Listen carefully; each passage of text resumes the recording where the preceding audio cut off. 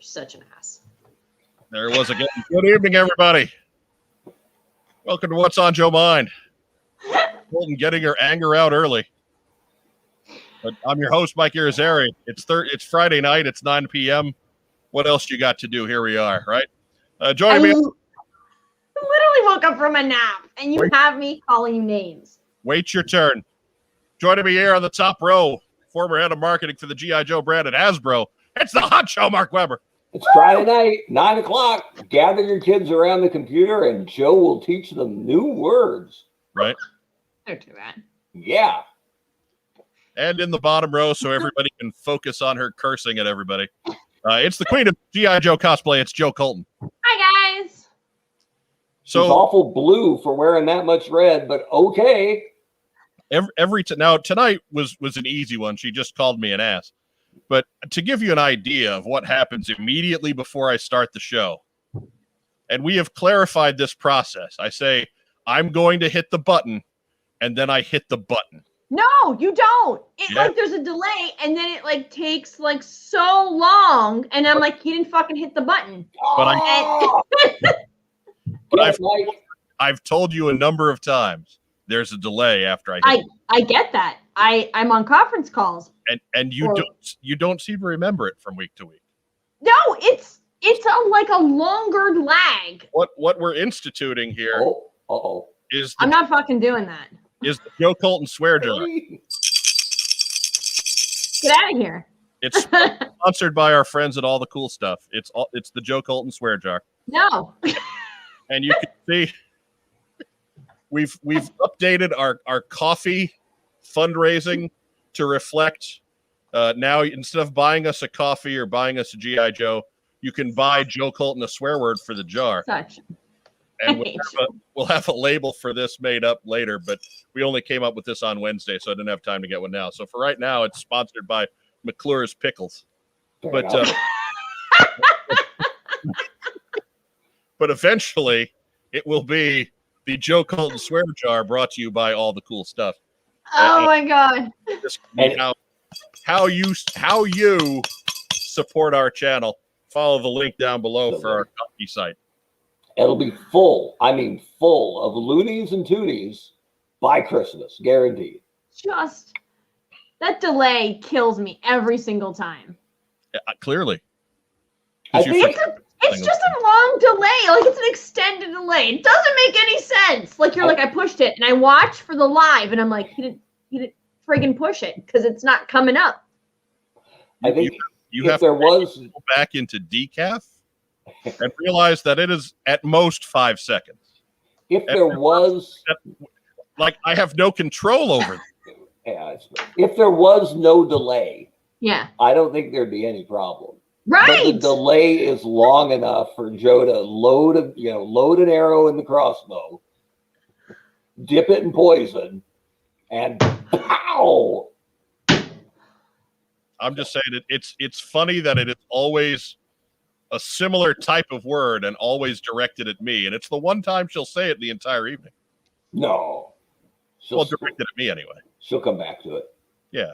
Speaking of what we're drinking, I'm pretty proud of this. Ready? You've got it so far, right? What I got here? Got some kind of Snapple beverage. Yeah. Kind of. It's very New England-y. Nantucket nectar. But the important thing is, look at that. Oh, I love red plum. So good. And you know what? You can barely find it down here. It's hard to find. So mad. I don't even know what that is. So. So good. Yeah.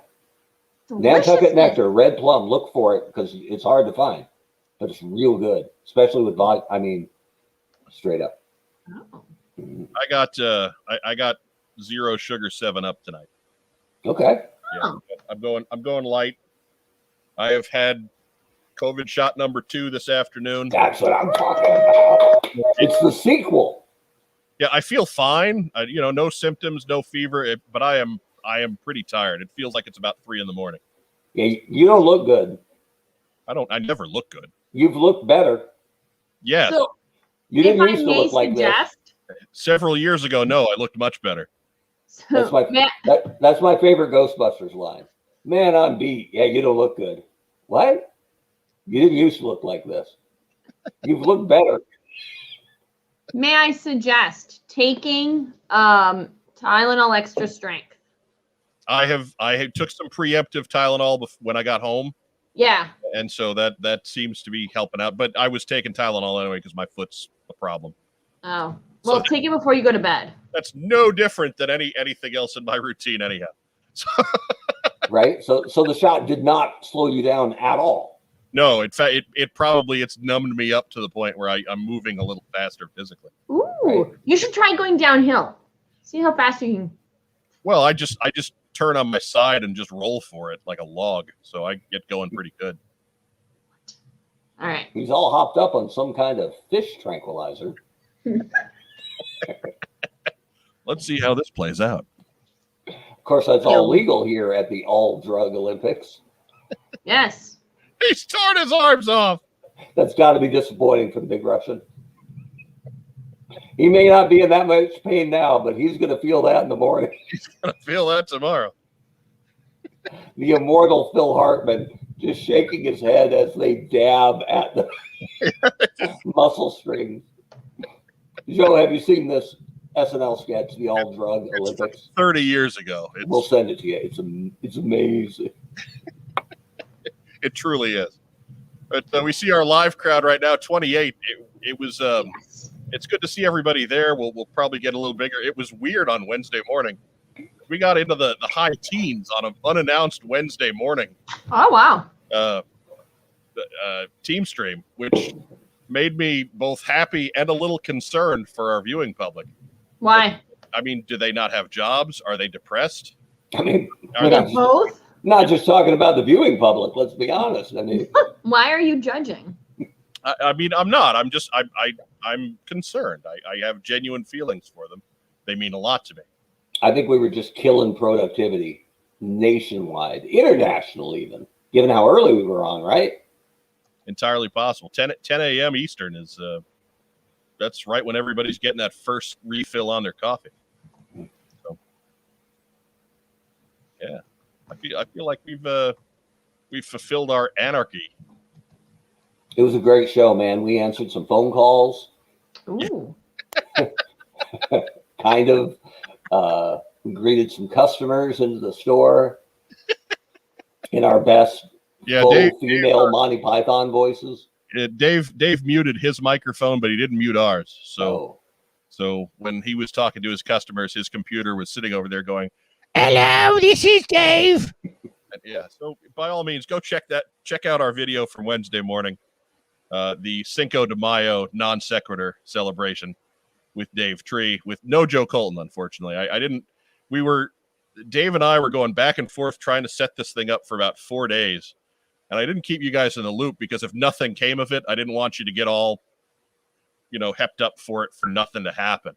So then when it finally got nailed down, we were going to do it. I threw it out at Mark and Mark was like, "Sure, I'll be there." And I was like, "I'm not expecting Joe Colton to be there, but I'll tell you." And of course you were making the world safe for democracy. So briefings don't write themselves, playa. Oh, that mute button. She's hit her own mute button. So everybody at home, everybody who's on your bingo card. I know what she said. She said, "Oh, I'm David Tree. Welcome to the show."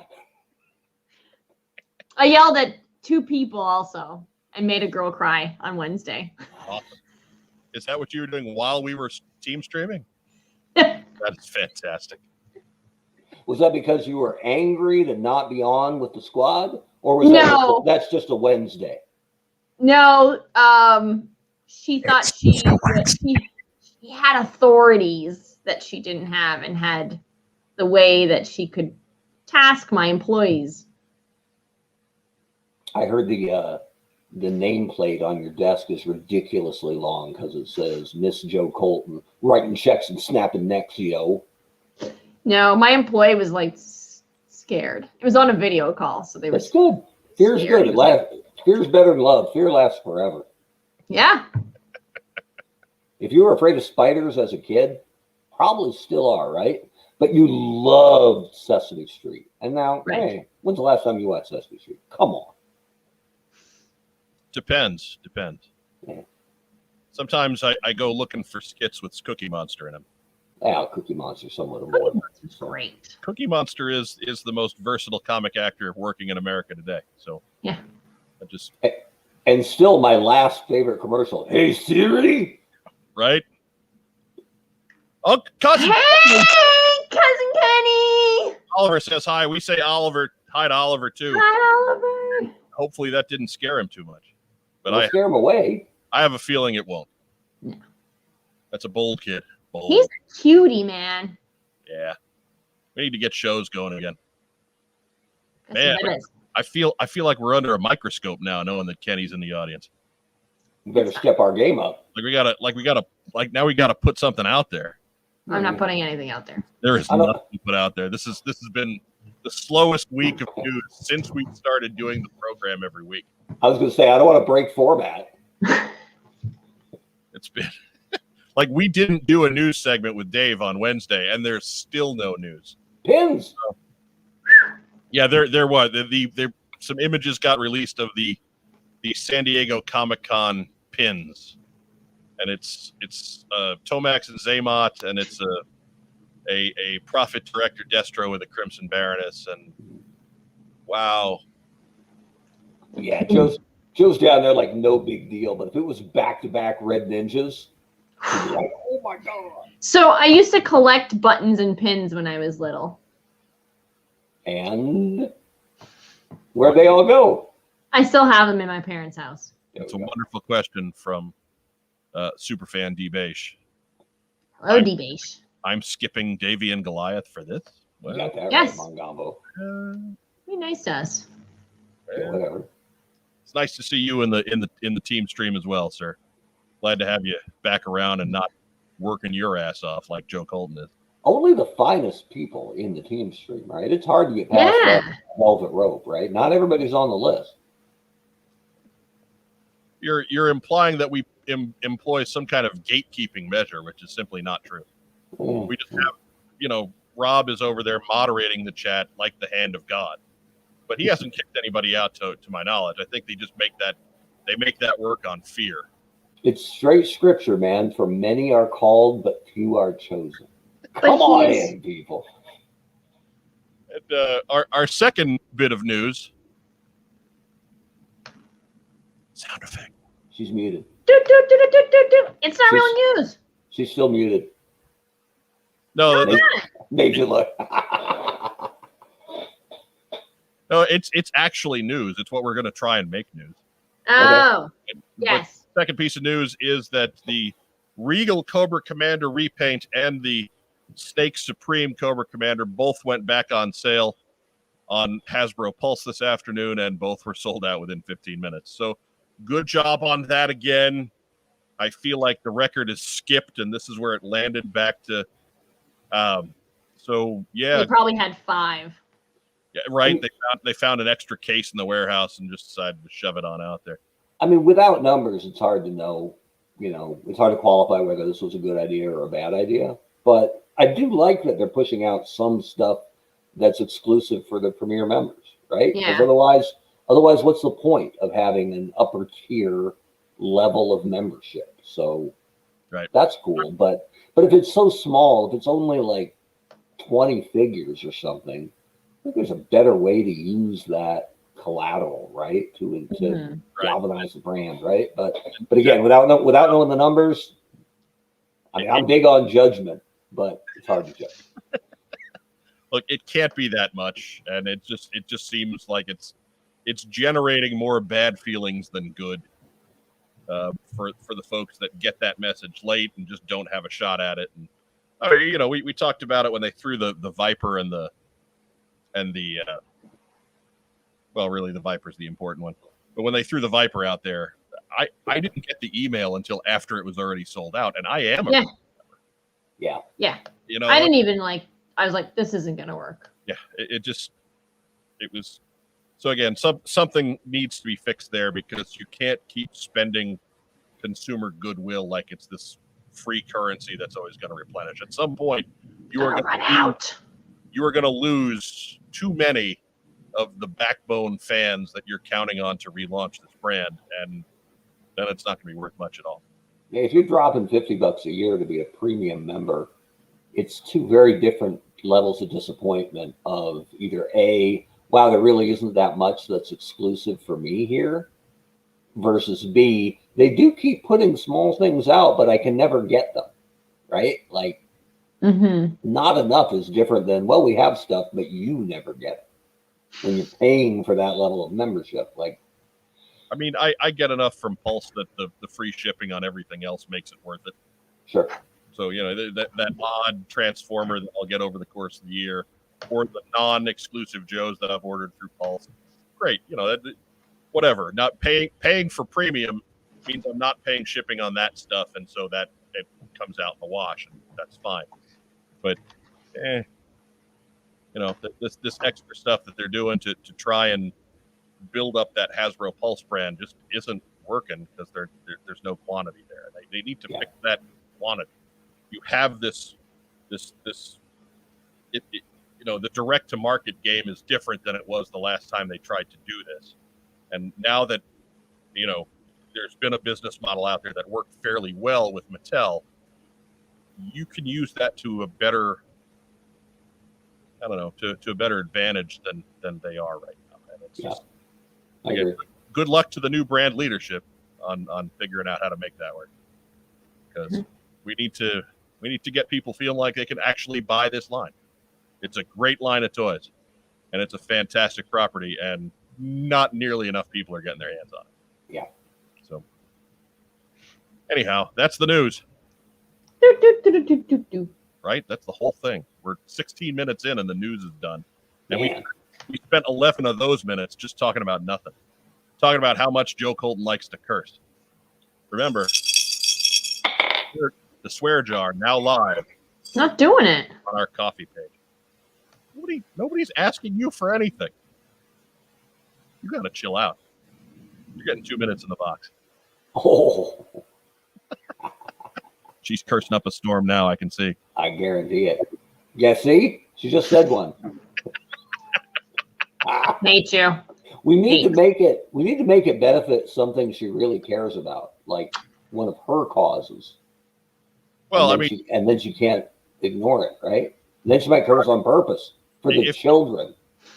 If you feel as if we're picking on Joe Colton with this swear jar business, her coffee link is down in the description as well. So you can just send some money to Joe Colton for her projects, and she will keep you abreast of what's going on there. That's good.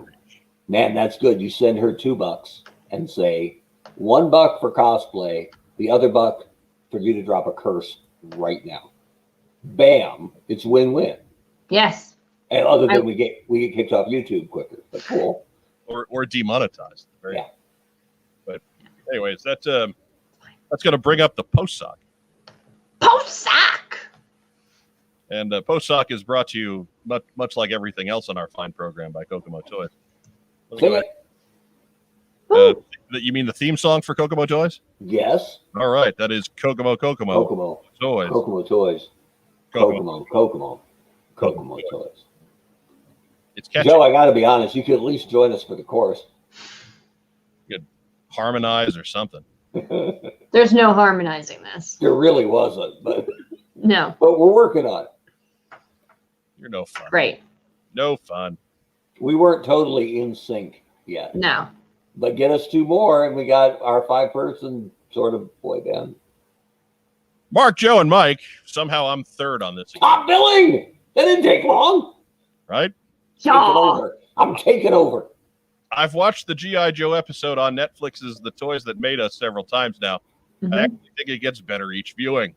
It's a hilarious episode of Community called G.I. Jeff, Season 5, Episode 11, that I highly recommend to any fan of the franchise. I will second that recommendation. It is really funny. And Community is a great show anyway. Is there a show or documentary outside the box that you would recommend? Thanks, and keep up the awesome work that you all do. That's from the new king of the mailbag, Joe Self, via email. And I would say just right out of the gate, what's the one that Kokomo Toys is always trying to get us to look at, the toy store near you? That's on Amazon, and they actually just moved it to, it's on YouTube as well, so you don't have to spend. Yes. You need to watch those because there's some neat local toy stores, including our good friends at Kokomo Toys. You can get up close and personal with their operation. I mean, I'm 45 minutes away from them. I can drive to Kokomo Toys most anytime I want to. But if you don't have that luxury, hey, go check out the Kokomo Toys episode of A Toy Store Near You on Amazon and YouTube and wherever your fine documentaries are found. Oops. Gonna make it?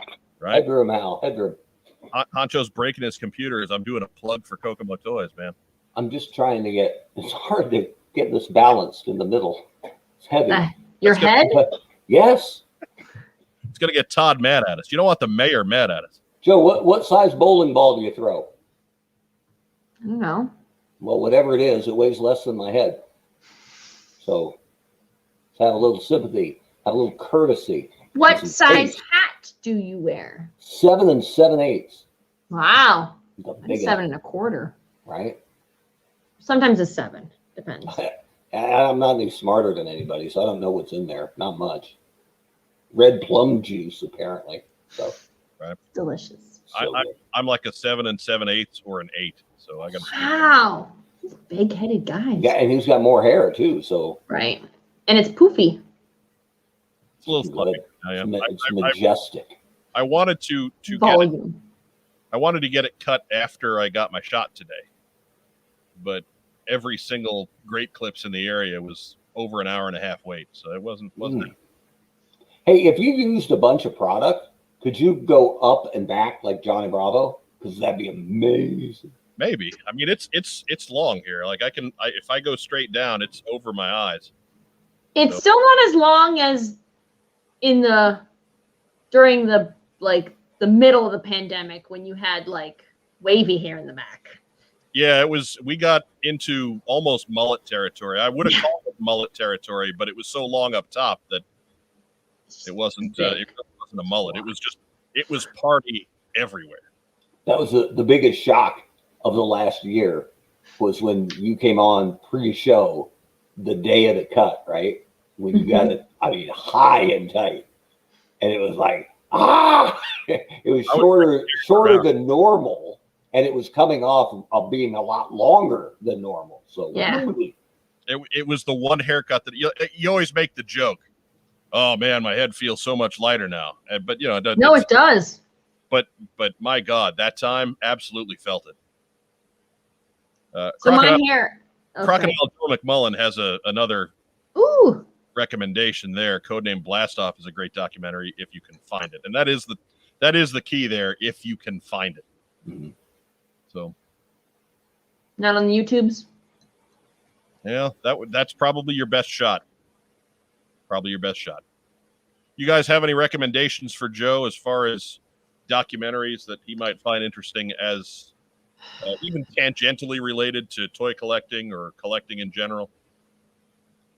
I mean, there aren't that many, right? Like, I think we've named the luminaries, so. No. I mean, if you just like gathering information on stuff, I'm a big fan of Toy Galaxy.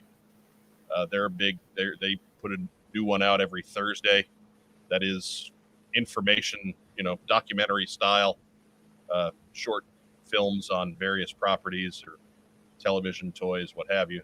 So that I would recommend that channel if you're not watching that channel. There's a show that's been on like 10 years about G.I. Joe. It's like the longest running podcast. Oh yeah. I don't know if documentary is right for us though. Well, it's a comedy, it's a tragedy sometimes, a little action once in a while, but it's a tragedy a lot of times. Yeah, absolutely, right? There's archives, baby. Yeah. There's us. And then there's I don't know if you've heard Plastic Crack, like the documentary series. It's on Amazon. Yeah. It was 2019. And they go through like different they even have a G.I. Joe episode, I think. All right. So may have to go check that out. Yeah. Yeah, Rob and I watched Class Action Park because Action Park commercials were a big part of our childhood. Did you ever go? No. And in fact, rather famously in our household, I once asked my mom, hey, how come we never go to this place? It looks like it's a lot of fun. And her answer was, she was silent for a second. Then she kind of cracked this wry smile and said, because I kind of like you kids. So that was why we never went. Mom, Thanks, Mom. Are you familiar with Action Park, Joe? No. It was a water park, amusement park in New Jersey that I don't even know if it was licensed, right? It had like loop-to-loop water slides that weren't powerful enough for kids to make the loop. Yeah. So they would crest the top, but they wouldn't ride the circle down. They would just fall straight down and then come out in the wash with their own blooded teeth at the bottom into the community pool. Like, that's why it's called Class Action. Flying down cement trails on little go-karts without helmets and things like that. It was. Does this exist still? No, not anymore. No, it was early 80s to early 90s. Damn it. If I you can take Wes for his birthday. Right. Class Action Park, it's on HBO Max. So if you've got HBO Max, I do. You check that one out. Class Action right. Park. The commercials that you see in that documentary, those are my youth. Right there. That's every break. Because Lord knows they pump those things into the afternoon cartoons. So yes, you need to watch that one just to understand. Draws Walker 9 has one right there. Defunct Land is a great channel. Defunct Land is all about, mostly it's about amusement park rides. And it's not something that I've normally got a great deal of interest in, but it's the little films are done so well that I find myself watching everything that channel puts out. So good catch, Draws Walker 9. But yeah, Class Action Park on HBO Max. You got to watch that one. It's presented in a pretty humorous way for the first 2/3 of it. And then the last bit of it is about the people that died going to action parks. And so it takes a bit more of a serious tone for the last third of the movie. But yeah, you'll sit there with your mouth open. It's just the level of crookedness that went on in getting this place licensed and up and running. Just amazing. Yeah. And you're like, how could that happen in America? And then they'll say, nestled in northern New Jersey. Oh, yeah. Well, it makes sense now, right? Perfect. Now you're terrified.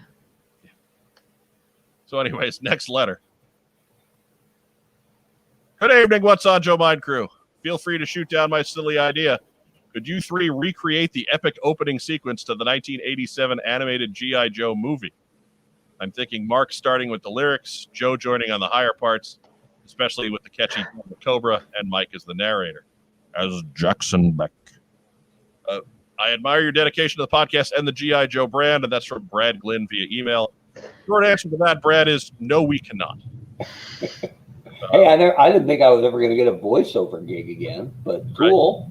Right? But he wants you to sing, man. You're singing on that one. Not much to sing. Please try and sing. Right? Clearly, Brad has not tuned into the very early episodes of our show. Way back on Ladies Night 1, back in the day, you can hear yours truly belting out the Love Boat theme. So that's quality. Nope. I actually minored in music. I can sing a little. There we go. I know how to sing, but I don't do it particularly well. But it's not the worst thing in the world. Joe, are there pipes, Joe Colton? Can you hit carry too? I do better with like somebody to bounce off of. So the answer is no. Mm-mm. Okay, so that puts her in solid second place because I'm atrocious. Like, oof, I'm not going there ever. So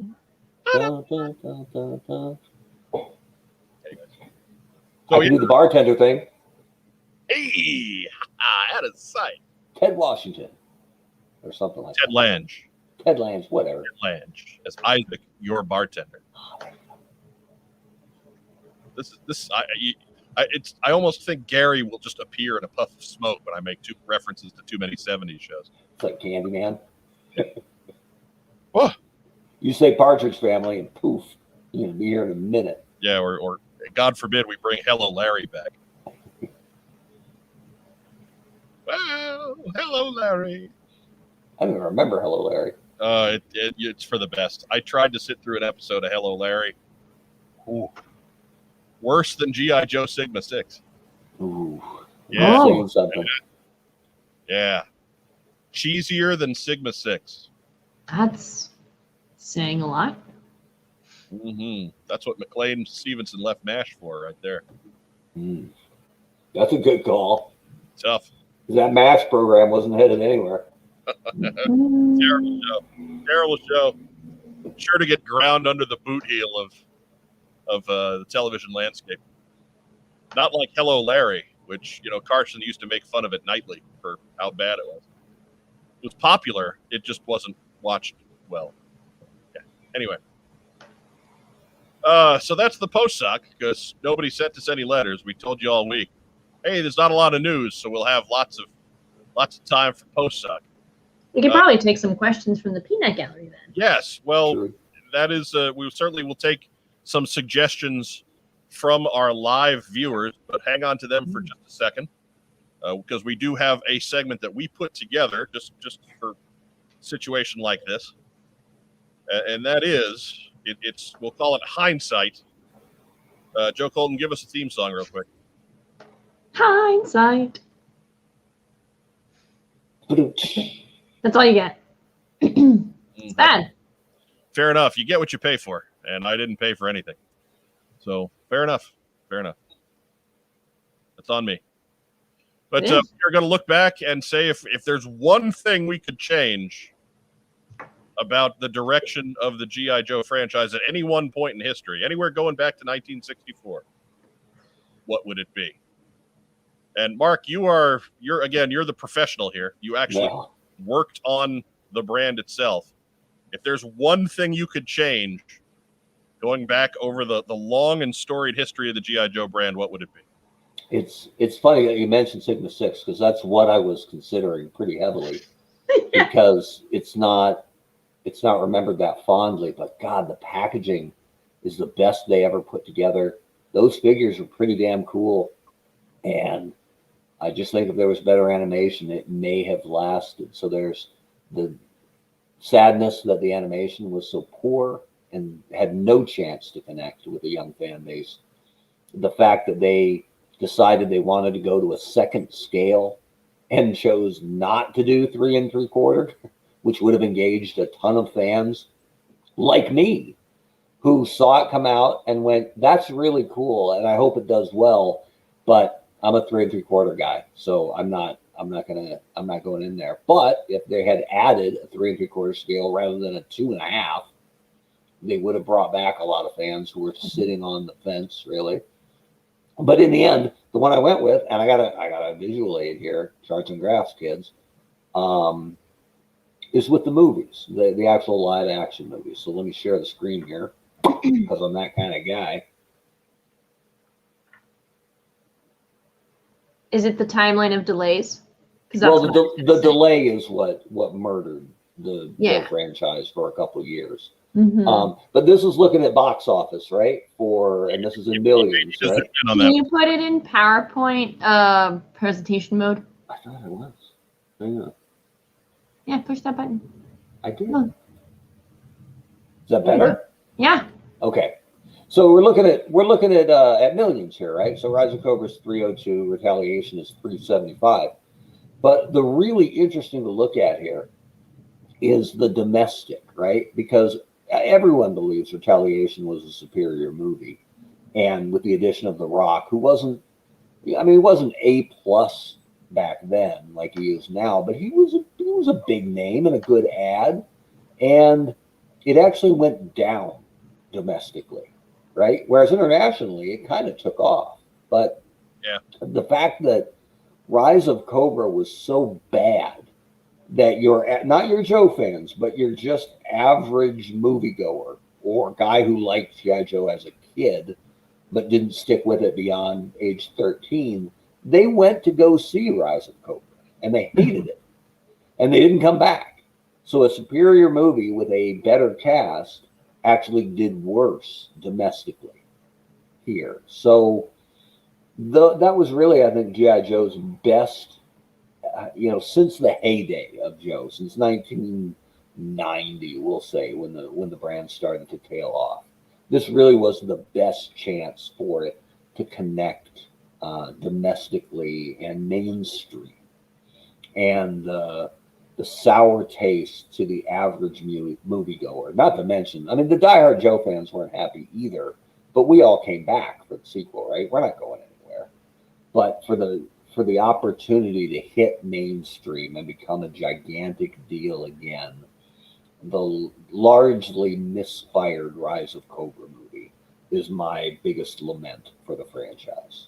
If they could have just hit that better, with as big a budget as they had, it should have been the launching point for the brand, but it misfired on so many different levels that I think that's the brand's biggest regret, is that you only get one chance to make a first impression theatrically, and it just wasn't what it needed to be. Do you think that the second one didn't do domestically well because the first one was so abysmal? Yeah, I think what you saw was the diehards came back, but the walk-up audience was severely limited. I mean, not gone completely, right? Yeah. But people who went and saw the first one on kind of a lark, right? It's a summer movie, all right. I remember G.I. Joe. Yeah. They didn't come back, right? Yeah. It was weird. Joe, even my mom didn't come back. My mom remembers G.I. Joe when I was little. She saw it and she was like, what is this? Yeah. This is not what I remember you playing with, like the toys and the cartoon and the comic book. Yeah. And like that's like an almost 80-year-old woman saying, I don't want to watch this ever again. Thanks. It trended really poorly with 80-year-old Greek immigrants. Yeah. So that demographic just flatlined.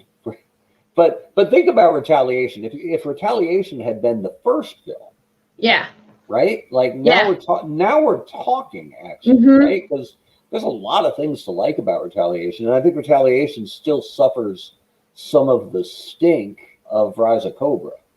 Yeah. So Rise of Cobra was put together during that terrible writer's strike too. Yeah. Had they had enough faith in G.I. Joe to maybe ride that out until a better script came along. Like there's I think there's the bones of a good story in Rise of Cobra, but when it came to filling in all those, like they just said, well, okay, we got to get from here to here in the plot, so let's just take what we have and mash it all together like Play-Doh.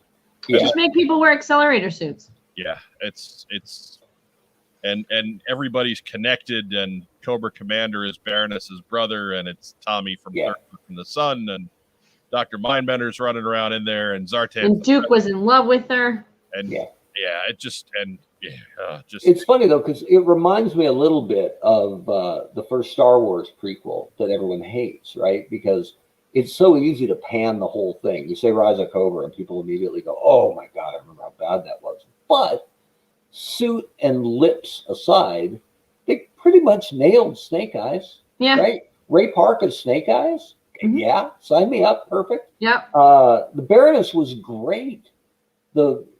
She just shouldn't have been, Cobra Commander's sister and Duke's girlfriend, right? The Baroness is fantastic. So they did some things really well, but again, overall, there's the bones of a good movie there, and they fumbled it on about the 10-yard line. Yeah, and I equate it a little bit to that Star Wars prequel because people will shit can that as well. Oh, swear jar. And they go, I hated that whole movie was garbage. You're like, really? You didn't like the Darth Maul saber fight? Because it's the best saber fight in any of the Star Wars movies. Yes.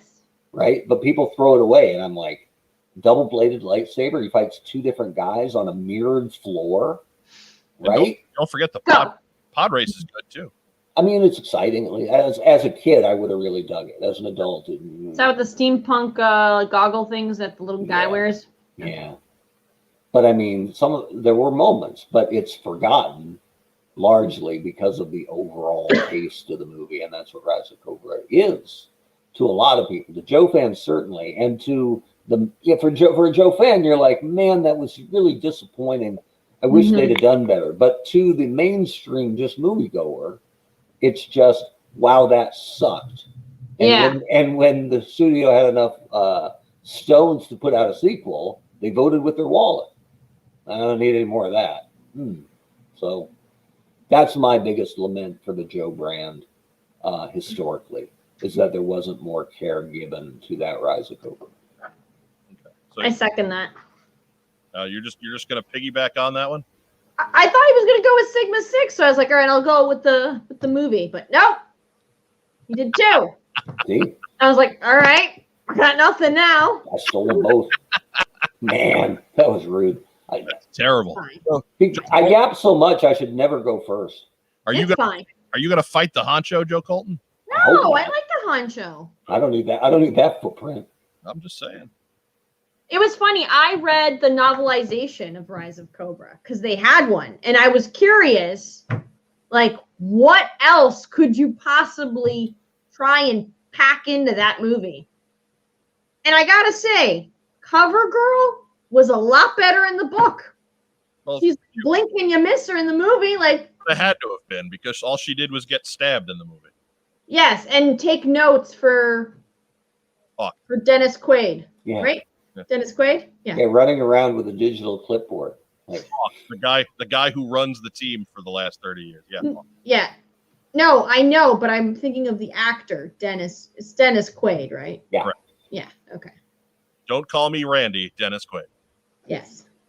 Randy's up in Canada, right? Hiding out? Yes, in Alberta. Is that where he is? They find him? I thought he had popped up back in Seattle or Portland recently for some he might be there for work. I think his family is out in some pro-right rally of some kind. He's really down that rabbit hole these days. Yeah, he's in Oregon. They'll take anybody. Yeah. I mean, he's got a big enough beard, so anyway. He had to grow his beard a certain length before they'd allow him over. So anyways, I'm going to turn the clock back a little bit further on it. I'm going to say that the one thing that I would change would be to somehow repair the relationship between Hasbro and Marvel Sunbow after the second season of the animated series. I think the big switch after the animated movie going to taking a couple years off and then showing up as a Deke production, I think it relegated G.I. Joe as an animated series from being something really special, something that had a really long run and a really productive run, much like Ninja Turtles did. Like Ninja Turtles was on like 10 years, from 87 to 96 or something. It was a monolith of afternoon television. I think G.I. Joe was headed that way. And Marvel Sunbow losing that contract cut it off at the knees. And I think that has had a bit of a ripple effect, because like you haven't kept Ninja Turtles off TV since, right? It always keeps coming back in some way, shape, or form. Transformers to a lesser degree for most of its run, but recently has become big business again. But even in the 90s when nobody really cared, you could still find a Transformers something on air. And Joe has had some stops and starts in there. We can't forget Extreme, and we can't forget Sigma 6, but those were missteps more than anything else. And I think that had that Marvel Sunbow cartoon series run 5 or 6 seasons, had it really captured that 85 to 90 run of G.I. Joe, unbroken, I think we would have one of the all-time classic animated series on our hands. And I think we do anyway. I think the 2 seasons that we got are really good, are really high quality, especially for the time that they were done. I'll take 2 seasons of G.I. Joe and put it up against anything that came out within 10 years of it, one way or the other. I think it's really solid, but man, that Deke stuff really relegated it, took it down a peg, and that that 2-season run really belongs in a trash bin. So if there's one thing I could change, that would be it. It would be that Marvel Sunbow got to keep the G.I. Joe animated series. Probably would have saved Marvel Sunbow. That's true too. And part of the ongoing bit of that sadness is that the good Joe animation that has followed, Resolute and Renegades, never really got a chance either. Right? Resolute was a one-off, basically. It did what they expected, I think, but there were never plans for it to be more than it was. I think that's what it was. I think that was supposed to be. But Renegades was a pretty good show, and it got put on a through their own marketing deal. It got put on a network nobody had, so nobody got a chance to see it. So it's really unfortunate that Joe has, as a brand, has a high watermark for animation that was really short. So, yeah, that is a Renegades was just 18 with kids. Yeah, but Renegades was also the highest rated show on the hub. Wow. Which is like being... Sure. Yeah, I mean, big fish, small pond. But S. Meyer says, anyone who hasn't listened to a long Buzz Dixon interview, do yourselves a favor. Yeah, go back and find ours. Yeah. Go back down to our Podbean page. We talked to Buzz Dixon twice. We had him for a couple hours each time. And we go at length about G.I. Joe. And so, yeah, go into our library. Don't go find one. Find ours. Find it here. Find it here. Playboy. Podbean link down below. Type in Buzz Dixon. Right there for you. Listen to ours. 10 years on the air. You think we didn't talk to Buzz Dixon? You're crazy. We talked to Buzz Dixon. We talked to Torch Dixon. We talked to Ripper Dixon. We couldn't get Monkey Wrench Dixon on the air, but whatever. Well, I mean, he died back in '98, so that's fine. Yeah, fine, whatever. It was a grape soda incident. Terrible bottle capping. He choked on a fork. Right in the eye. That was attached to an assault rifle somehow. So, no worries, dude. We're just giving you a hard time. We understand there's so many of you guys that are new that I mean, we did a 10-year anniversary episode a couple weeks ago, but that doesn't necessarily mean anything. It doesn't necessarily register as anything. But yeah, if you think of somebody who was involved with the old show or writing the comic or what have you, plug it into our search engine. You might be surprised. We have probably talked to somebody in regards to that. So I thought our Clooney interview was fantastic. A lot of depth there I didn't expect. Clooney, he's a pro's pro. He always brings his A game to stuff like that. Jordan was kind of a jerk, though. I mean, somewhere to be, I guess. Whatever. Anyways. Oh, wait. To go back, I've gone into the back catalog, heard the Buzz interview, and you still didn't plug it. Everyone can plug the damn show. You don't need an invite. You don't need to be licensed. Where have we gone wrong? You are all advocates. This is your fault, Joe Colton. That's kind of rough, but okay.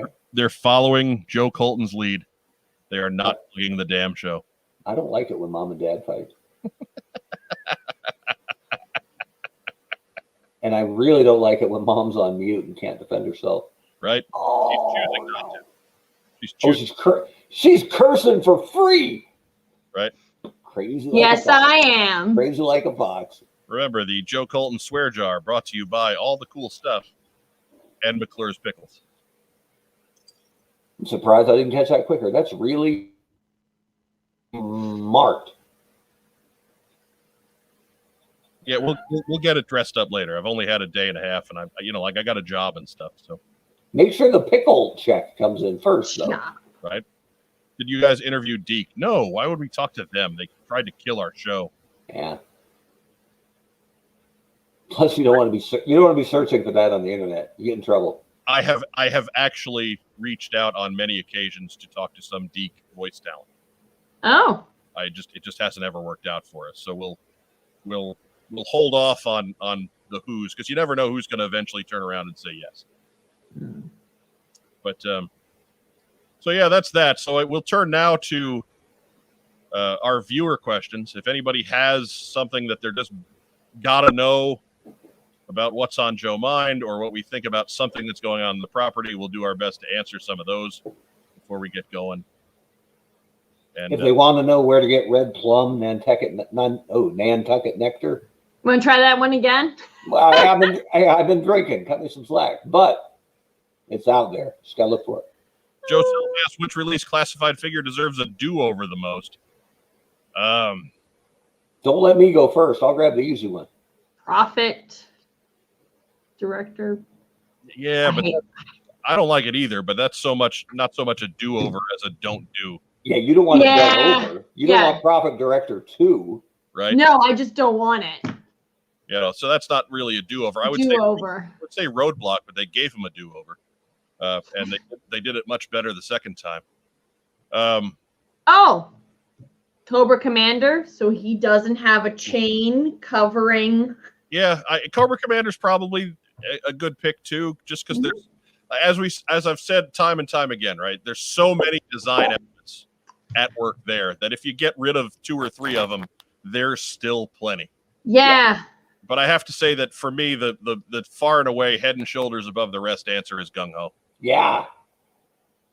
Absolutely Gung Ho. Oh, so that hat. The hat's wrong. The chest tattoo is wrong. Just if you can't put the bird and ball on his chest, just put a T-shirt on him. How about That's it, right? And yes, on his arm, and that's fine. And some people would still complain, but at least it's not wrong, right? There were enough gung ho versions wearing a shirt that he doesn't have to be bare chested. If you can't get the logo, if you can't get the tattoo, then don't do it. Don't use it. So my question is, did they even try? I don't think Hasbro hasn't officially said anything. I don't think. Okay. Like, have they tried? Like, did they even ask? Because, like, the Marine Corps would totally want somebody, like, that kids are playing with, because that goes into the recruitment. Like, oh, we got a new G.I. Joe. And, like, these guys are getting recruited. They have kids that want to play with the G.I. Joe. Like, how many times have we heard over the years, online or on the show, somebody say, I served 2 tours in Afghanistan and I signed up because I loved G.I. Joe as a kid, right? Like hundreds. Yeah. It's hundreds a real thing out there. And even from a marketing / design perspective, you could go full shirt, or you can go, bare chest with a fake logo, not fake, but not what we're looking for, not the EGA. Or you can go a shirt and just tease the top of the tattoo, right? Just a little tiny bit, not enough that it's actionable. But if it's just the half kind of circle of the top of the eagle's head, then you're actually giving a nod that, it's down there. It's just wearing a shirt. I mean, there are ways to maneuver around it, but doing it's like when we would get a name, when we couldn't get a name, right? Had lost the trademark on a name. There's ways around it. That's why you've seen over the years Agent Scarlet, right? And Sergeant Flash and Anthony Flash Gambello. There's ways to do it where you're still honoring, what it was. And not that everything now has to be slavish to the original design anyway. You can do something different and it will be okay. If it's cool, it'll be okay. So I just feel gung ho. If it looks good, it'll be okay. Gung ho is just such a miss. Best gung ho design was Resolute Gung Ho, and no chest tattoo. Yeah. Had the flak vest on. So, anyways. That's right. Gung Ho is our answer. Gung Ho. Yeah. Oh, okay. Yeah. Does the toy line ride on the success of the new movie? I think the longevity of the toy line rides on the success of the movie. I think there's going to be a classified line regardless of how Snake Eyes does at the box office. I think if Snake Eyes does fantastic at the box office, we're a lot more likely to see deeper dives into G.I. Joe, or animals, maybe some vehicles that we recognize, things like that. I think if Snake Eyes just kind of does its 6 weeks at the box office and saunters off into the bargain bin at the Walmart, maybe we're just stuck getting repaints of Snake Eyes and Duke for another couple of years, with the occasional low light Recondo Recondo guy. So, so yes and no. I and you guys may disagree with that, but that's how I see the success of the movie playing into things. I think the short term no, long term yes. Like it affects it. Yeah, my fear is there doesn't appear to be any other than the Lady J live action thing, but that's sounded very adult focused. Doesn't seem like there's any kid focused entertainment to draft off the movie, unless they've kept it so completely under wraps that there's just been no leaks about it whatsoever. But that's so rare. That's not a Hasbro thing. That's just a internet thing. But if there was something coming right after the movie, especially as long as the movie's been delayed, I think we would know something about it by now. Even if they didn't want the news out, something would have leaked.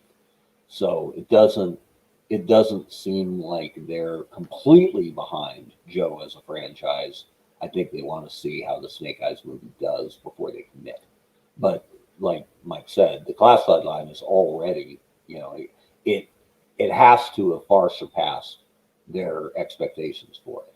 So now how big can it get with the current amount of marketing and entertainment push?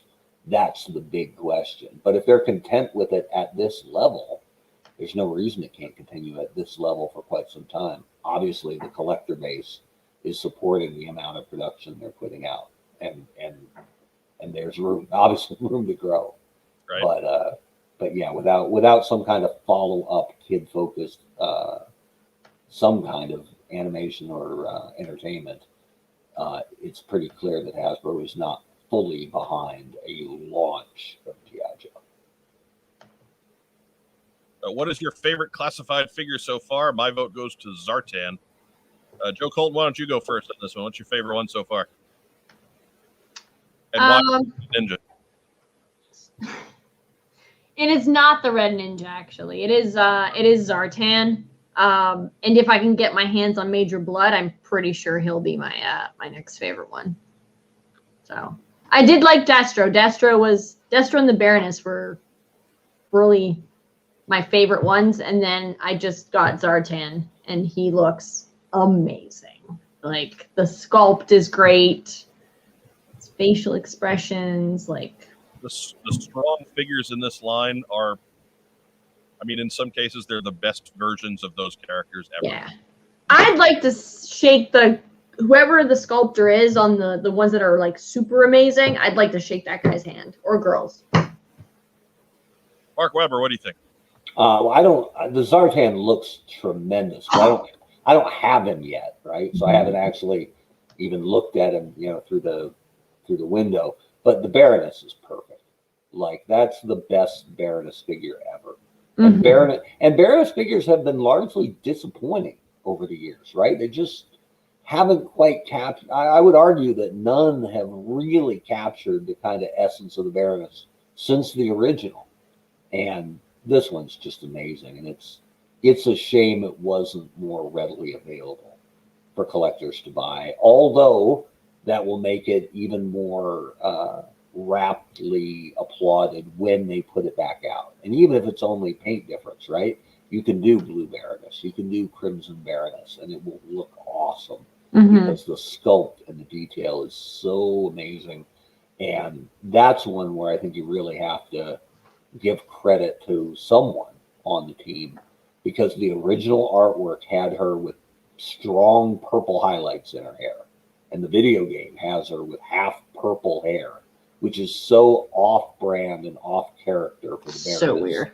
That somebody fixed that, right? Somebody said, you know what, no, and thank God, because we all would have been breaking out the black Sharpie to fix that figure. Luckily, it's black hair, so it's easy to fix. But yeah, that Baroness is absolute top shelf. Mm-hmm. I would say, for me, just to be different, I'll throw Destro out there. I mean, he's way back in Wave 1, but man, he was the top of Wave 1 And there was He's great. Snake Eyes was real good out of Wave 1. I don't want to just tear down Wave 1, but wow, Destro was just fantastic, and I really think that he holds up even as we've gotten a little bit better overall as things have gone by. But I think that they are all rising to the level of what that Destro figure set out at the very beginning. Yeah. Joel McMullen has an interesting nuts and bolts kind of question for us. Who at Hasbro has made the decision to put G.I. Joe on the back burner? Was it Brian Goldner himself or a marketing decision? Everybody blames Hasbro. What area of Hasbro is actually responsible? And I don't have the answer to that. I dare say that it's a tough one to answer, because the faces that we see on all the live streams that they do, like, that's the design team and the marketing team, and G.I. Joe is their job, and they're trying to do their job well, so it's not them. Mm-hmm. Like, it's not the people. When Hasbro gets on the screen and talks to us, mm-hmm. they're in the boat with us. They want mm-hmm. Hasbro, they want G.I. Joe to be great because they want to be recognized as doing their job really well. So it's somewhere above that, but it's tough to say past that, because, you know, obviously nobody at our level is privy to that sort of thing. And you know, obviously the easy thing to do here is to toss it at Mark, but Mark, you're in that boat too. Yeah, I mean, G.I. Joe is your job. Clearly you're not sabotaging it. No, I mean, it's that kind of decision is way up the food chain, and it's hard to tell, even when you're on the team, who does or doesn't believe in your brand. And, you know, there's any number of reasons for it, but the you know, what hurt Joe, what really crippled the Joe brand was the delaying of the movie, because when the movie got pushed back a year, the you know, what was the brick and mortar, you know, backbone of the brand was, I mean, there were three. There was Toys R Us, who was loyal until they closed, and there was Walmart and Target, who were frustrated that they had to keep all that movie merchandise in their distribution centers. And then finally, when the movie came out, because all that Wave 1 stuff actually came out without a movie and got snapped up, because we're fans, we don't need a movie to buy new product.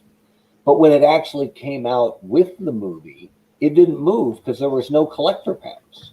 So they sat on product for a year, finally put it out, and didn't even get the pounce that every new thing gets, right? So they were already mad at it, and then it wouldn't move. And then that divorced Walmart and Target from G.I. Joe as a brand. So the delay of the movie is what really hurt Joe. And then the delays of the third film is what kept Hasbro from getting behind it. Because when I joined the brand in September of 2014, I was working on movie product for a movie that was supposed to be spring 2016. Right? I'm thinking about a long time, more than 5 years ago. It was supposed to be out. So I don't fault Hasbro after the second movie's delay and retail frosting on the brand. I don't fault them for waiting when they felt a movie was around the corner. There's no reason to try to talk Walmart and Target back into Joe when the movie is right around the corner and you know they'll take movie product. So the idea to really relaunch Joe with the third film is a good one, but the constant delays of that third movie continued to kind of sabotage the brand. Although, and as much as we all would have liked to have had a lot of Joe product over the last couple of years, and I think we're all a little wary of the Snake Eyes movie, but just think about it here. What if it's great? What if it's really good? And it crosses over to mainstream, and the movie product flies off shelves, and people, and hopefully kids, are clamoring that they need more G.I. Joe. If that's actually what happens, it'd be hard to look at the last 5 years and say Hasbro did it wrong.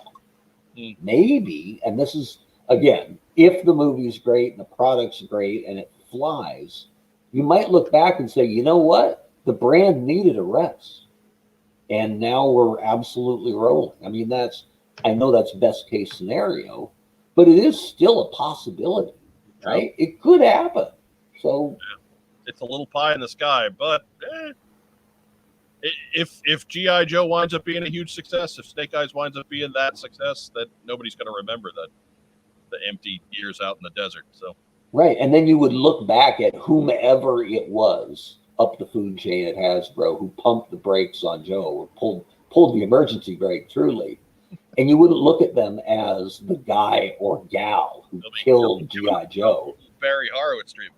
Yeah, or who wouldn't support it. You might look at that person and say, wow, they had the vision to give the brand a hiatus in order to, build the appetite and align the brand correctly for a proper relaunch. And I'm not defending and I'm not killing anybody either way. I'm just saying it's hard to judge it right now. And not to make anybody nervous, and I'm not the only guy thinking this, but wow, a lot rides on that movie. Yeah. Like I am a little skeptical, but I'm hopeful. God, I hope it's good, right? Because if it's just okay or not very good, that's like strike 3 from a mainstream theatrical perspective. I want good, but I'll settle for crappy but successful. Yeah. I mean, look. If it turns out like Transformers, whatever. Transformers is, that terrible run of movies gave that line an incalculable kick in the butt. So whatever. If that's what we got, if I got to sit through a bad movie to get what that brand has gotten, let's do it. Yeah, if this is a bad movie like Fast and the Furious bad, sign me up. Right. Sign me up because we're going to get 14 more. Right. And one in space. They're going to space. Yeah. Robo Diesel is up there. Got to get a Rune back on to talk about that one. Fast and Furious. Matt Rubin asks, what one person would each of the team like to interview they haven't interviewed before besides Larry Hama? And forgive me if you've already interviewed him. We've had Larry Hama on the show 5 times. Yeah. I think Larry Hama might get a jacket. I have to go back and count. But he might be in the 5-timers club. So no problems there. Again, go back, click on the links and you'll get to our Podbean library, and there's lots of good stuff there from years gone by. But Mark, why don't we start with you, man? You've been with us the shortest amount of time. We haven't done a ton of interviews with you. So who have we not talked to that you want to talk to? See, I don't know that much even about this guy, and it's actually an impossibility because he's no longer with us. But I always say if I was putting together the Mount Rushmore, right, of my G.I. Joe, of A Real American Hero, the 1982 relaunch, it's Larry Hama, for writing it, basically. Kirk Bazigian for being the visionary marketer. We all know marketing drives the bus. Ron Rudett, right, for designing it. But so much of it, of the brand's, I think, longevity and cohesiveness is Hector Grito and his original artwork. And I just don't know that much about him. And I would like to have picked his brain a little bit on why he chose it that way, chose to make the art that way. What limitations was he under when he built it? What are just some of his favorites? What's one, was there any rejected artwork that he wishes he could have got out? Or he's just a big, big deal with the reason why my favorite brand was the juggernaut of the 80s. A lot of things went right for the Joe brand back then, but I don't think you can oversell how important his artwork was for making it the runaway hit that it was. So I would love to have gotten a better sense of his process and his contribution, what he felt about his contribution to the brand. Joe Colton, who haven't we talked to in 5 years? I was gonna say, I do wish that I was on the show when you interviewed John Chu. Like, that would have been cool. I do want to interview Michael Bell. All right. get Big Mike back on there, see if he's yeah. Because like I've talked to the ladies, I've talked to most of the voice actors, like the other actors, like most of the writers, everybody involved behind the scenes on the toy line. But like Michael Bell, like I've met him, we've joked around, but I haven't like sat down and talked to him. So like he's like probably my holy grail.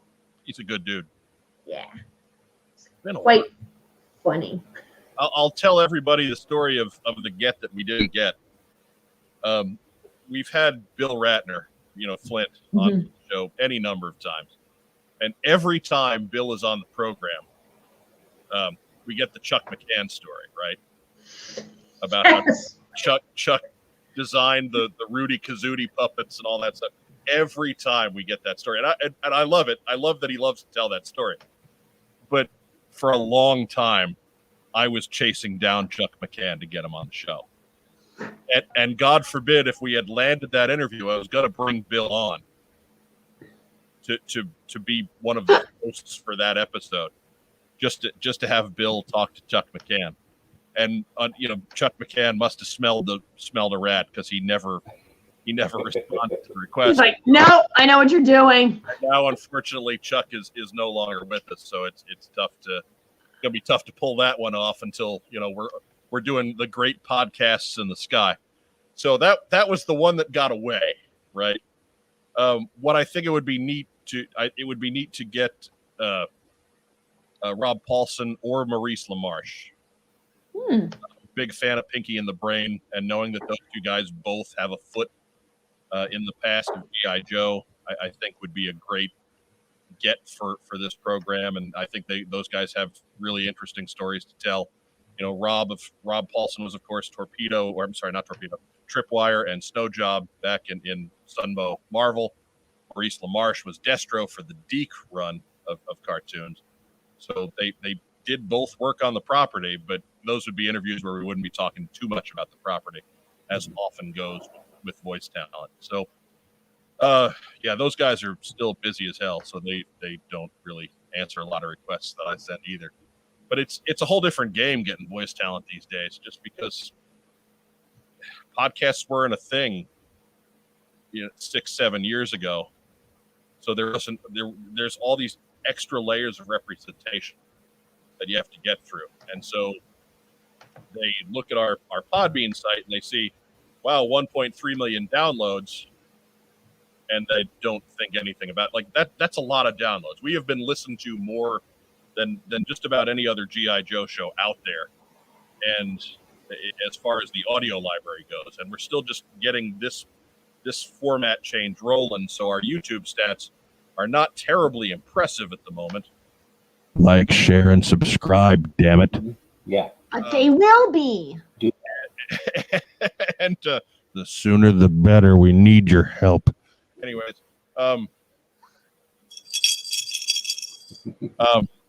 so that it's a tough spot to be in right now.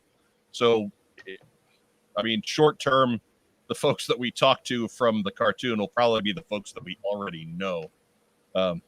Because I'm been pretty good about maintaining a lot of those contacts over the years. But yeah, it's tough to get a hold of the new folks now because everybody has an agent for appearances and a different agent for television and another agent for radio, podcasts, and a different agent. Like everybody's got a different agent for whatever media they might be representing themselves in. And it is just tough to be seen and heard. And it's like shooting a flare in the air and just hoping that they see it. But dream interview, that's my guy. Either Maurice LaMarche or Rob Paul. All right. Yeah, I was just thinking another one of the ones you can't get because they're no longer here. How good would Chris Latta be? Who passed away long time ago. Yeah. But for a guy who was the iconic voice of Cobra Commander and Starscream, kind of the voice of a lot of our childhoods, right? Like he really would have been something if his voice had lasted, right, after screeching so long. But no one ever wanted to interview Kenny Holliday, and I really want him to be interviewed. We've tried. Oh.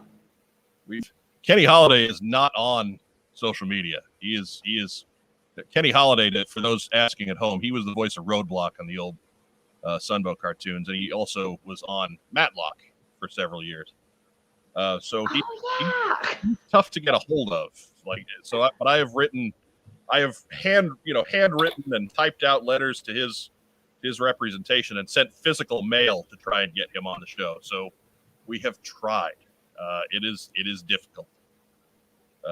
Like I said, everybody has extra layers of representation now, and it's a absolute minefield to try and get through because I have horror stories, and I'm not going to tell them because it's going to make people sound. But that's it for that. We're going to bring it in a little bit early because I'm wiped out after getting my second shot today. I need to go to bed. Oh yeah. So go. We will move into what we got in. Mark Weber, what you got in this week? Well, I was going to do a live unboxing, but we can do it. We can save it if we're trying to get out quick. No, go now. We're early for where we're normally at this point. Well, I want to thank Walmart for sending me some of my stuff. Is it an empty box? Let's see how the bubble mailer did this time around. Terrifying. Right. Every time you open up something, I'm like, It'd be so bad. But let's see if I can cut it with my own X-Acto knife. see, Bad Boy Toy Store bubble wrapped mine. Great. You mean Big Bad Toy Store? Big Bad, sorry. What did I say? They're the best. Oh. Those are toys. So here we go. You know what? Oh. That's not bad. Lift it up. Yeah. Not bad. Not bad for Duke here. Mine didn't come with a jetpack though. But okay. So you know what? I'll give him credit where credit's due. And now, wait a minute. It Look doesn't. at this. That one doesn't come with the jetpack. It's the jetpack Duke, but there's no jetpack. So weird. So weird how that happens. Well, let's see here on round 2 with the bubble mailer. We got, you know what? Huh. Not bad. I think I'm lucky though. I'm not endorsing their Bubble wrap. packing. And then, Oh. Did you go on a shopping spree? What's going on? Take the box first. Make sure there's something in it. well, these are, pay attention, Target. These are pre-orders, where you ask people if they want these things and they say yes. And then you honor that commitment and take their money and send them their stuff. But it's so weird to me when some of it comes in a box, but others come in bubble mailers when they're from the same fulfillment center. Oh, I was going to say, are they the same or are they different? So that's good.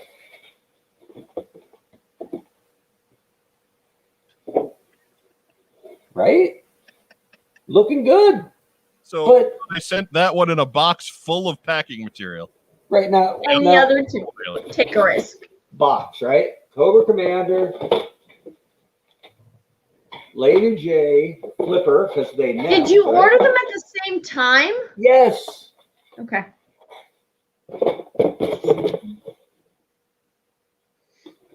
But they chose to ship to in a more dangerous way and pay triple shipping rather than just put them all in the same box. And they arrived same day.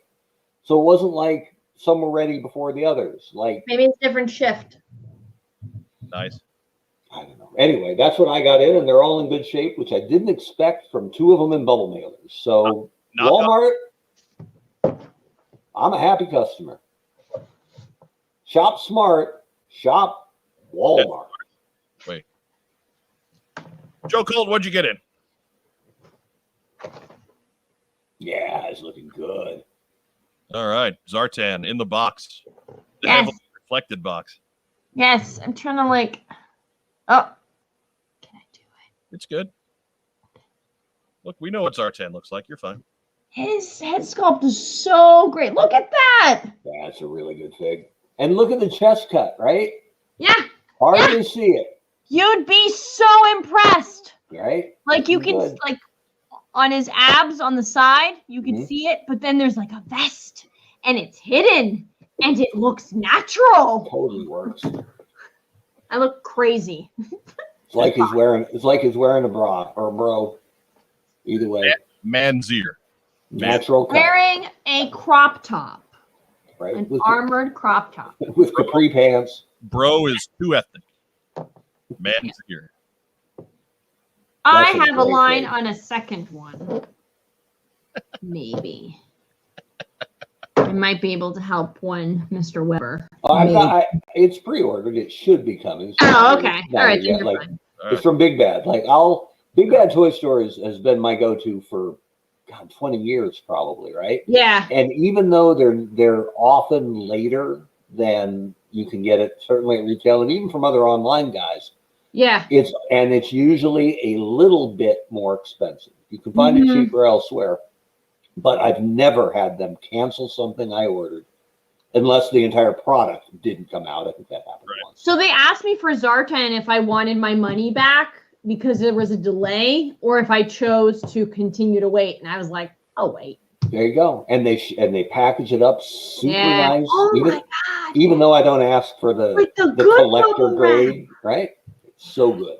So I got nothing but praise for Big Bad. So I'll pay a little more and I'll wait a little longer to support someone who takes care of their customers. Yes, they carry my Mythic Legion stuff as well. And so I'm like, oh, it's going to get expensive. Yeah, it is. But the pile of loot is great too, right? Just ship me all my stuff when I want. Yeah. So, and pile of loot day is like Christmas, right? Here's 9 things. That's so good. Mike, what did you get in? Yes. I had a big week last week. I got nothing in this week. Okay. I'm empty this week. Not Frogman 2? Not Frogman 2. No, didn't even look for him. Sad panda. Fair enough. Because you missed it on Wednesday. We were talking about customizing, taking the head off of Frogman and finding somebody to turn into Frog Woman. Frog Woman. Oh. Because his head it's got little eyes down in there. I think that's awesome. But it's pretty nondescript. It's not a very male head. It's just a frog head. So we'll figure out how to get his frog head on somebody's female body and make Frog Lady. You have to put eyelashes on Frog Head. That's a good idea too. Oh, good point. Good. And maybe some lipstick. We had you on the show for a reason. I knew it. There are times. Just get little lipstick on the top and on the bottom. Yeah, just a little red. Not too much. Not too much. Not like the whole thing. Just like. Yeah. We don't want to go the whole mouth. We don't want Frog Hussy. No. Yeah, no, we don't want to look trashy. I want to be classy. No. Yeah. Classy Frog Lady. That's what I'm talking about. But yeah, that's it. That's so nothing. I got nothing. But that does bring us to shout outs. So Mark Weber, who we shouting out to? Ooh, this is a good one because it's visual too, right? Get your Kleenex, people. You know, since I've been choking up on the show lately. But check this out. You're gonna like this. Everyone knows, but check it out. So I gotta share this, don't I? You gotta share it. Okay, up it goes.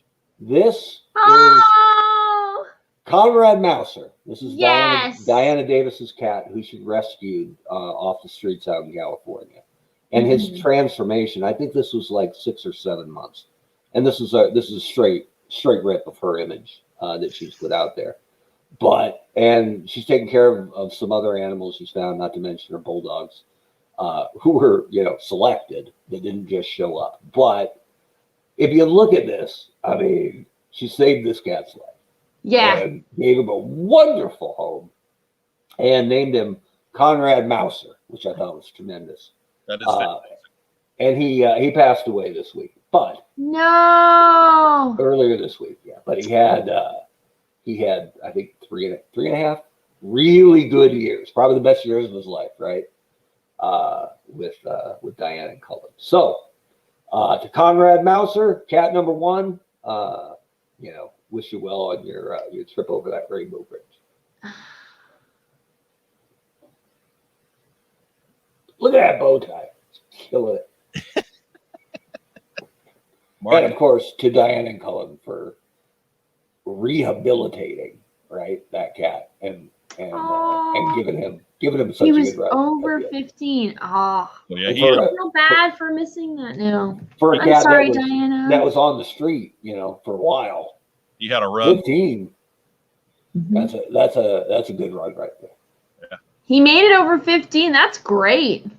He was a good old gent by all accounts, and we will miss seeing his exploits. Yes.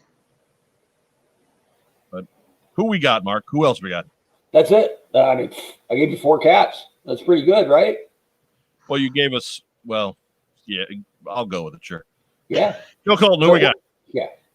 A shout out to the fans who on every Friday come and see us and chat up the peanut gallery. And even the occasional Wednesday. Yes. Oh, that's right. Yes. And to you guys and to Conrad Mauser. I feel bad I totally missed it this week. I haven't been online a lot. He's a good cat. And to Diana Davis, who is awesome for other reasons that she knows that she's awesome. And she's a very good friend, and I do miss seeing her. So, but I guess that's my shout out. My shout out this week is to Diana. There we go. So nothing for the wrist lock, West Whitlock? No, he didn't put the rice cooker away. Wow, rough crowd. You know what? He's great. He made me take a nap. Like I'm not 10, but it was a good idea. I have to say. But was he right? He was right. He was totally Don't tell him though. I won't. I don't like this. We won't tell him. I am going to give a shout out to the wrist lock, West Whitlock, because Oh my God. There you go.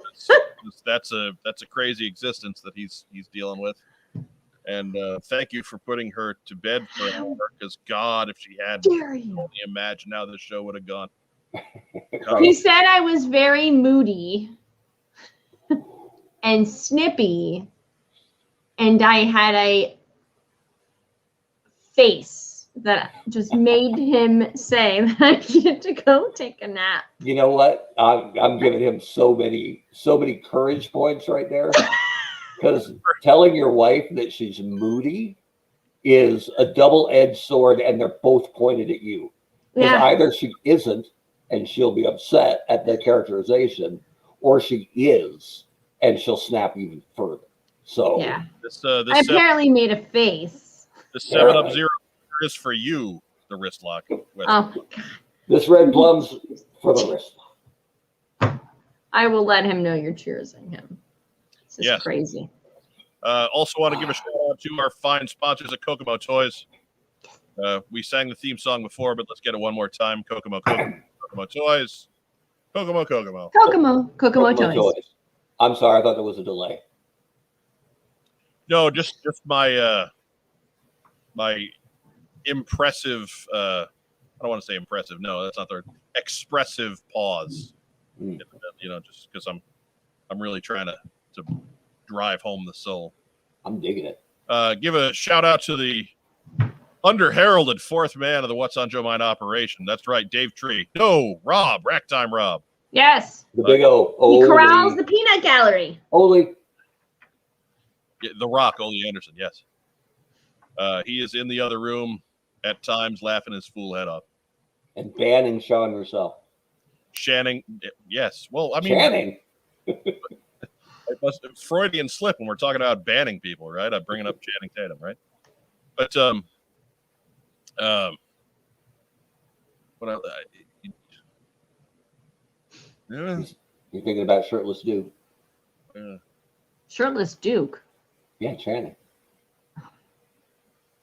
Yeah. Look, man, I ain't gay, but if I was, that'd be John the Stamos. right? No. Anyhow, shout out to our fans watching in the live stream tonight. We appreciate you. Got up to about 40 strong at our peak. Thank you. You can really help us out a bunch by liking our video while you're here. I know there's 35 of you watching, so just go down and hit that button. Like the video. Subscribe to the channel if you haven't. You guys are pretty good about that these days, but there's still about 15% of you every week that aren't subscribed. Subscribe, please. Get us up to 1,000. We have a whole other prize pack waiting for when we get to 1,000, and we will reveal that to you guys as we get closer. But we're at 530 something now, so I ain't showing you nothing yet. Ooh, we got a ways to go. Yeah, I got a box full of stuff, and we'll get it sent to somebody as soon as you guys bring up the number. Step up. Come on.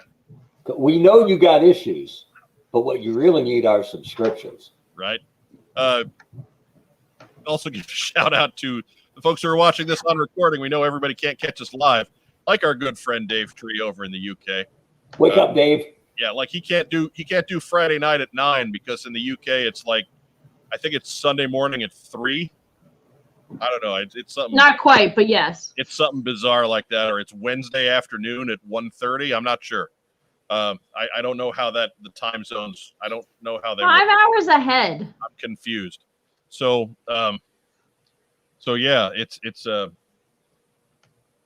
it's all strange and odd to me.